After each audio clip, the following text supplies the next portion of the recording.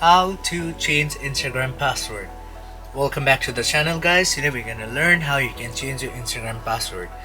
If you don't have Instagram app downloaded on your phone yet, go ahead and download it from the App Store. After the app is finally downloaded, go ahead and open it and log in to your account. After you're at your account, go ahead and press profile at the bottom right of the screen.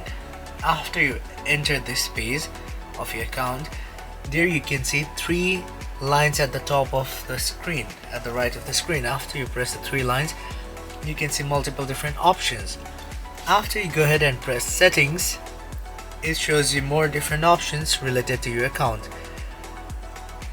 If you want to change your password, go ahead and press on account center. After you're here, if you scroll down a bit in account settings, there you can see password and security. After you enter this page, there you can see option at the top of the screen that says change password. After that, you select the account that you want to change your password from and enter the password you want to change. After you've entered the current password and the new password that you want to change your password to, all you have to do is press done or press change password. After pressing that option, there you can see your password is finally changed, and that is how you can change password in Instagram. If you got any other questions, feel free to ask in the comment section, and see you guys in the next one.